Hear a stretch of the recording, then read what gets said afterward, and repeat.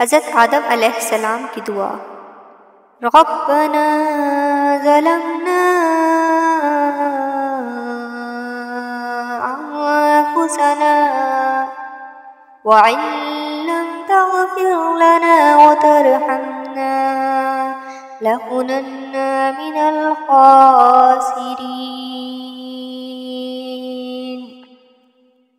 اے ہمارے رب، ہم نے اپنا بڑا نقصان کیا، اور اگر تو ہماری مغفرت نہ کرے گا اور ہم پر رحم نہ کرے گا تو واقعی ہم نقصان پانے والوں میں سے ہو جائیں گے۔ حضرت یونس علیہ السلام کی دعا، لا الہ الا انت سبحانک انی کنت من الظالمین۔ الہی، تیرے سوا کوئی معبود نہیں، تو پاک ہے، بے شک میں ظالموں میں ہو گیا۔ حضرت یوسف علیہ السلام کی دعا، فاطر السماوات والارض انت ولی فی الدنیا والآخرۃ توفنی مسلما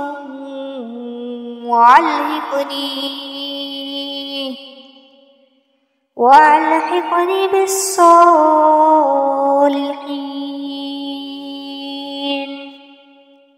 اے آسمان و زمین کے پیدا کرنے والے، تو دنیا اور آخرت میں میرا ولی دوست اور کارساز ہے، تو مجھے اسلام کی حالت میں فوت کر اور نیکیوں میں ملا دے۔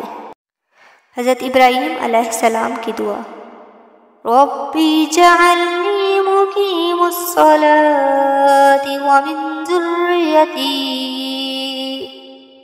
ربنا وتقبل دعاء ربنا اغفر لي وللوالدي وللمؤمنين يوم يقوم الحساب۔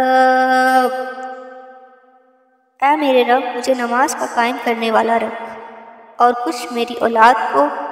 اے میرے ہمارے رب، اور میری دعا سن لے۔ اے ہمارے رب، مجھے بخش دے اور میری ماں باپ کو اور سب مسلمانوں کو جس دن حساب قائم ہوگا۔ حضرت شعیب علیہ السلام کی دعا، ربنا افتح بیننا وبین قومنا بالحق وانت خیر الفاتحین۔ اے رب، ہمارے اور ہماری قوم کے درمیان ٹھیک ٹھاک فیصلہ کر دے، اور تو بہترین فیصلہ کرنے والا ہے۔ حضرت سلیمان علیہ السلام کی دعا، ربی اوزعنی ان اشکر نعمتک التي انعمت علی وعلى والدی وان اعمل صالحا ترضاه واصلح لی فی ذریتی انی تبت الیک وانی من المسلمین۔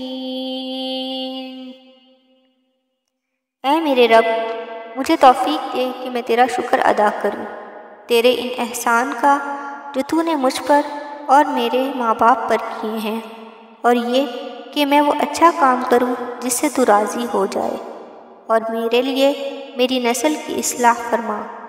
میں نے تیری بارگاہ میں توبہ کی اور میں نے مسلمانوں میں سے ہوں۔ حضرت موسیٰ علیہ السلام کی دعا، ربی اشرح لی صدری ویسر لی امری واحلل عقدۃ من لسانی یفقہوا قولی۔ اے میرے رب، تو میرے سینے کو کھول دے اور میرے کام کو آسان کر دے، اور میری زبان کی گرہ کھول دے کہ لوگ میری بات سمجھ سکیں۔